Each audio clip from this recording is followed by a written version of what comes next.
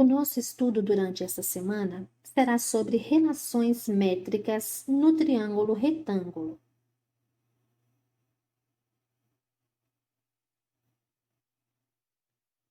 Triângulo retângulo. O triângulo retângulo é uma das figuras geométricas mais conhecidas e utilizadas na geometria plana.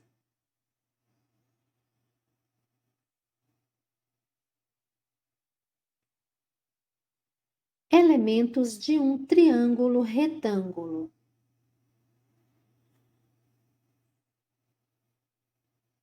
A hipotenusa, representada pela letra A, é sempre o maior lado do triângulo retângulo. Também podemos dizer que a hipotenusa é o lado oposto ao ângulo de 90 graus. Os outros dois lados menores do triângulo retângulo, representados pelas letras C e B, são conhecidos como catetos. Estes lados são perpendiculares entre si, por isso podemos dizer que eles formam o ângulo de 90 graus.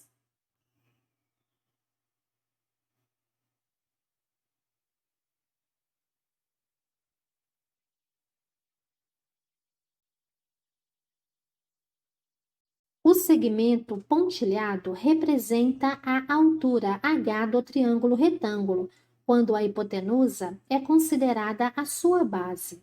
Por isso se fala em altura relativa à hipotenusa. Esse segmento é perpendicular à hipotenusa, ou seja, ele forma um ângulo de 90 graus com ela. As letras M e N representam as projeções dos catetos C e B sobre a hipotenusa. A altura ao quadrado é igual ao produto das projeções, ou seja, a altura ao quadrado é igual a M vezes N. A fim de jamais esquecermos esses dois elementos tão importantes do triângulo retângulo, vamos imaginar as seguintes situações.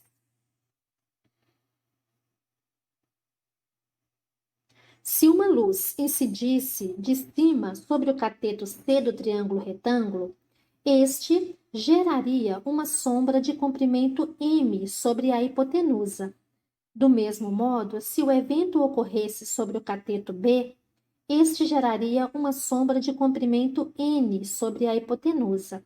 Por isso, se diz que M é a projeção do cateto C sobre a hipotenusa, da mesma forma que N é a projeção do cateto B sobre a hipotenusa. E, dentre as relações métricas do triângulo retângulo, o cateto ao quadrado vai ser igual a quê? A hipotenusa vezes a sua projeção. Logo, C ao quadrado é igual a A vezes M e B ao quadrado é igual a A vezes N.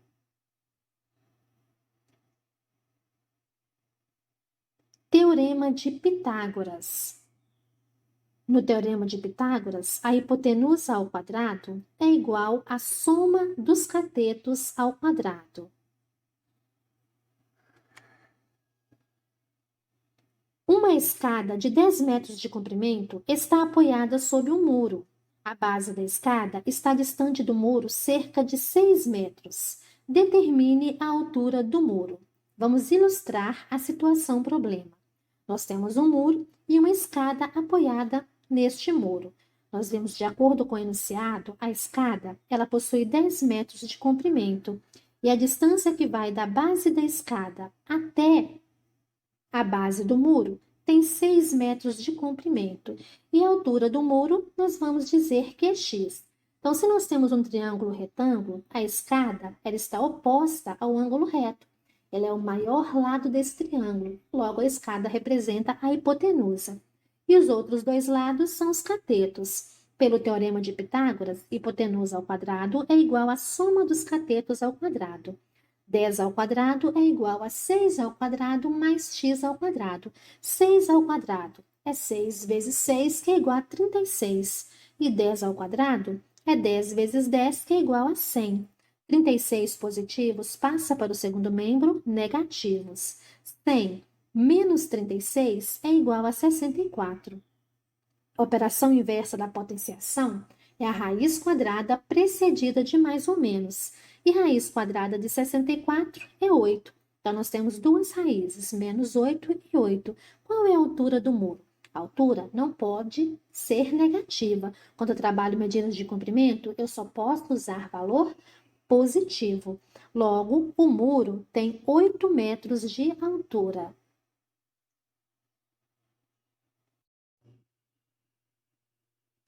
Calcule a metragem de arame utilizado para cercar um terreno triangular com as medidas perpendiculares de 50 e 120 metros, considerando que a cerca de arame terá 4 fios. Então, vamos representar a situação através de uma figura.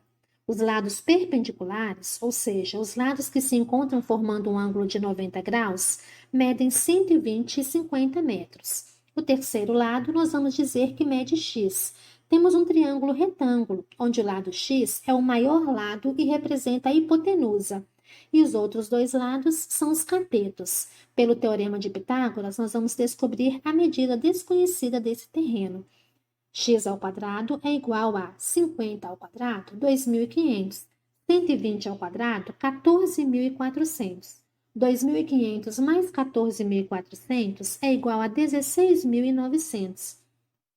A operação inversa da potenciação é a raiz quadrada precedida de mais ou menos. Raiz quadrada de 16.900, 130.